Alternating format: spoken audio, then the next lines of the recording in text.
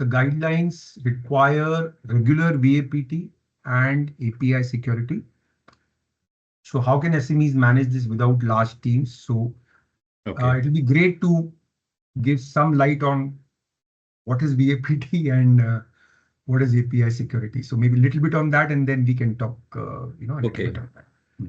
So yeah, I mean, yes, overall, VAPT API is a terminology that we always use, and it's always a challenge. So VAPT is like vulnerability assessment and penetration testing, if you go by the full form. So basically, what it means is you have to keep assessing the vulnerabilities in your software, or whenever an update is there, whenever a patch is updated, you have to make sure that it is vulnerable proof. So keep checking that, and then you can have these in place. Now, every organization cannot have large teams to make sure that they keep continuous security scrutiny of these. So the SMEs, specifically in this requirement of SEBI, they can do it without a large team by first uh, taking use of the empaneled vendors. Now, empaneled vendors under certain is what SEBI mandates. So that is very important. It's an organization, it's a body which authorizes that these are the certified guys whom you can use, and they are the ones who will issue you certificates that we have done your assessment, your software, your system, your tools are all malware free, or they are not under any vulnerability. So that is where it is important. So anything that is a major software release, do it every time it gets released, or if they don't release it in over a couple of years, then do it annually, so that at least you are making sure that your vulnerability is assessed, maintained, and submitted to SEBI as per the guidelines, and you are secured. Second is use automated scanners, if example, OAS for NISS, so that at least your interim checks can keep happening. And important is you have various systems in place, so you have to categorize them, which is a critical and which is non-critical. Now, and you have to accordingly, if it is, say, for example, an asset which is internet facing, then it becomes critical because it goes through the network outside.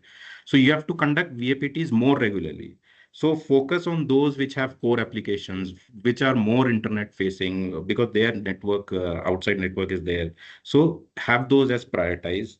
Maintain a register of vulnerabilities that you have tracked, and the patch timings that you have done, so that at least you can, if any incident happens, report it to SEBI within the guidelines of, I think, 24 hours as the mandate happens. So use these tools and deploy your application protocols, web application protocols, so that at least you can have the blocking system there and then the moment it happens. And what I will say is these are all cost-effective, cost-saving tips. And important is that even if you buy a tool, the team should be aware about it, how to use it, how to test it. And I would suggest that if you're looking for it, Microsoft actually has Defender for Cloud, can actually be a very good component for the SMEs or the REs to consider, because it has the integration of DevSecOps, so that at least it integrates into the pipeline. It does the scanning of infrastructure. It does tell you which are the configurations which are misconfigured, so that at least you have those in place. So definitely look at those. Or if you're getting into a cloud scenario, that becomes a very important tool for you. So key features is it give you a good security score where you are right now. It works in both multi-cloud, hybrid cloud environments. It gives you threat protection, and then as we mentioned, the SOC capabilities, it integrates with that as well. So that actually helps you when you are getting into the VAPT mandate from SMP, from the SEBI side. Okay. Quick follow-up question for you, Divya. Uh, can Microsoft tools help in automating the vulnerability detection? Could you throw a bit of light on that? Because we are talking of automation, right? We are not talking of manual stuff, and we are living in the world of AI. So, yeah. Thanks, Suresh. So, building upon the context which Abhinav just set it up for all of us, in the RE market or finance sector, the stakes are incredibly high.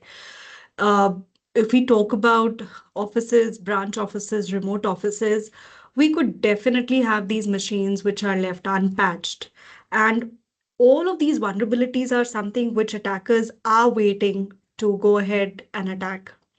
And what it leads to is definitely losses in terms of penalties, damage to data, financial losses.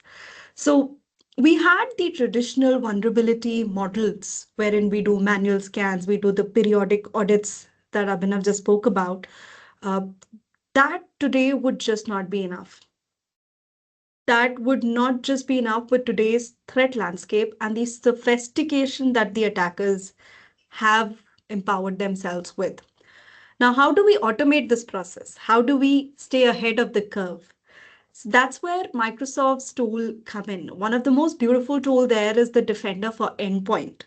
It's not just an antivirus, which many people outside think about it. It's an advanced endpoint detection and response platform, which has this built-in vulnerability management.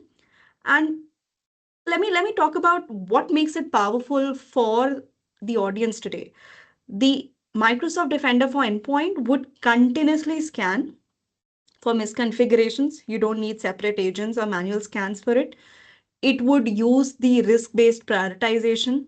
And if you guys have heard about the Secure Score and the Intune, which is our device management tool, it kind of beautifully integrates with it. So you can move from detection to remediation in just a few clicks.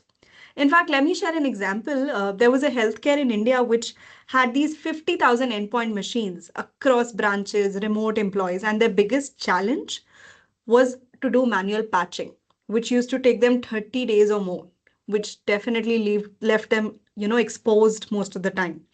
But with the advent of the Defender for Endpoint, they deployed it. And I would just say what was 30 days, it was reduced to 72 hours. And during the SEBI, their own compliance, which is HIPAA cybersecurity audit, they achieved 100% compliance on critical vulnerabilities. And they did not hire anybody extra. Mind it, no extra headcount. That's the power of automation.